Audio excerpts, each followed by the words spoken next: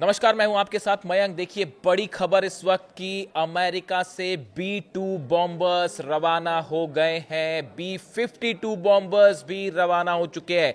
देखिए, मैंने बार बार अपने वीडियोस में ये बात कही है कि जब तक अमेरिका के B-2 बॉम्बर्स के उड़ने की खबर नहीं आए तब तक अमेरिका हमला नहीं करेगा। और देखिए, आखिरकार ये खबर आ चुकी है कि अमेरिका से B-2 बॉम्बर्स और B-52 बॉम्बर्स रवाना हो चुके हैं। जो खबरें आ रही हैं सोर्सेस से, उसके मुताबिक B-2 बॉम्बर्स डिएगो गार्सिया पहुंच सकते हैं।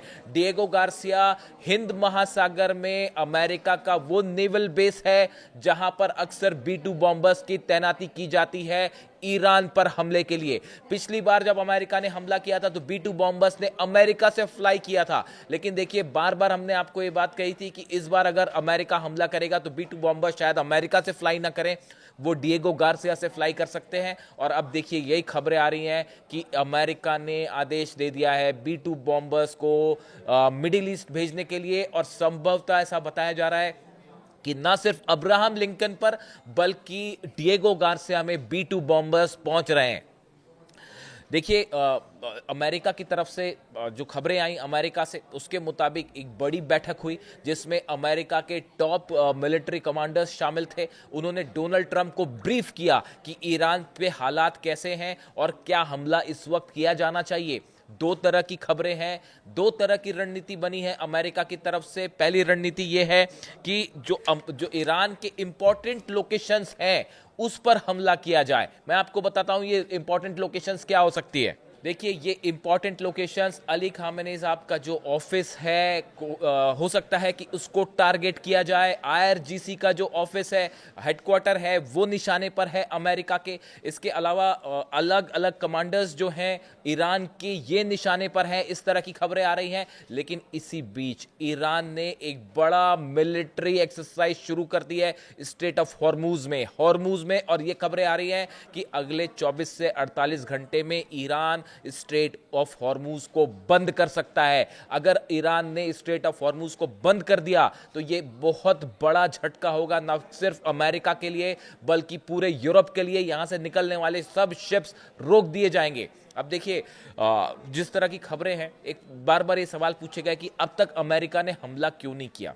देखिए, एक बड़ी बैठक हुई है इजराइल में, और इजराइल में जो सेंटकॉम है उसके चीफ, अमेरिका का जो सेंट्रल विंग सब कुछ देखता है, मिडिल ईस्ट पर हमलों की पूरी प्लानिंग करता है, हमलों की रणनीति बनाता है, उसके जो चीफ है, सेंटकॉम के चीफ एडमिरल ब्रैड कूपर, ये पहुंचे थे इजराइल। और इन्होंने IDF के जो चीफ ऑफ स्टाफ हैं इयाल जमीर, यानी इजराइल की सेना के जो चीफ हैं, उनसे मुलाकात की। और इस बैठक में कई सारी चीजें इसकी निकल के सामने आई हैं। और बताया ही जाता है कि इस बैठक में ही इजराइल के सेना के चीफ ने यह बात बताई, यह बात खुलासा किया कि हमें इस बात की कंफर्म जानकारी मिली है कि ईरान ने कई ठिकानों पर रूस से मिले S-400 anti missile defence system, anti aircraft systems deploy कर दिए हैं। देखिए, हमने आपको सबसे पहले यह बात बताई थी कि ईरान को जो है वो रूस का S-400 मिल चुका है। उस समय कई सवाल उठे, कई लोगों ने पूछा कि आपके पास ये खबरें कैसे आ रही हैं, हो सकता है ये खबर गलत हो। लेकिन अब इजराइल के जो चीफ ऑफ स्टाफ हैं वो खुद ये बात कह रहे हैं कि S-400 चप्पे चप्पे पर तैनात है। इतना ही नहीं, वो सुखोई 35 जेट्स का भी कंफर्मेशन दे रहे हैं कि हां, ईरान के पास कई सुखोई 35 जेट्स पहुंच चुके हैं। ऐसे में क्या B-2 बॉम्बर्स अब S-400 के निशाने पर हैं? क्या अमेरिकन जेट्स जो हैं F-35 वो S-400 के निशाने पे हैं? और यही वजह है कि अब तक हमला नहीं हुआ।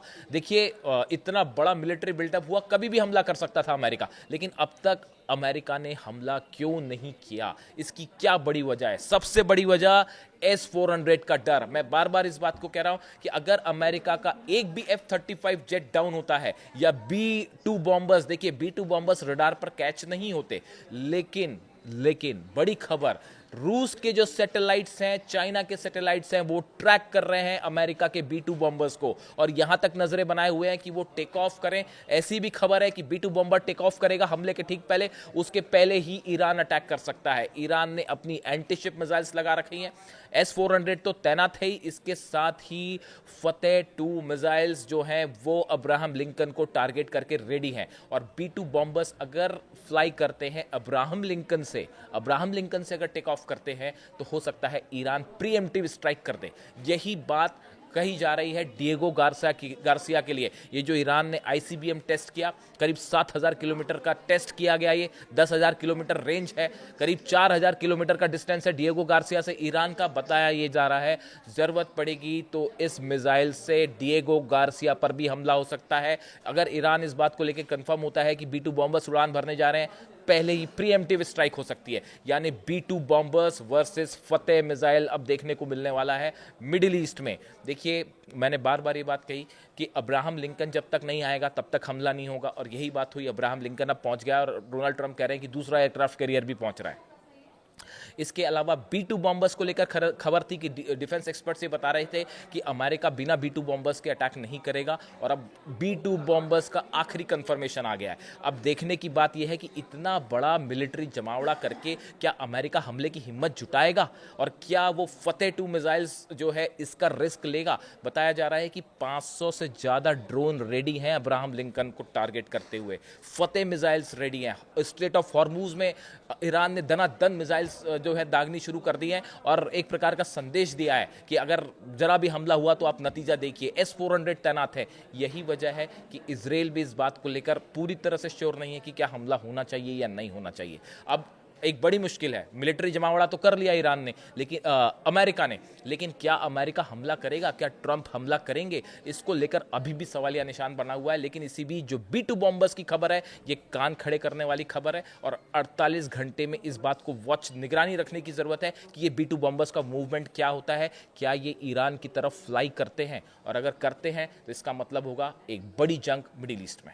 इससे जुड़ा जो भी अपडेट होगा आप तक पहुंचाएंगे। Thank you so much.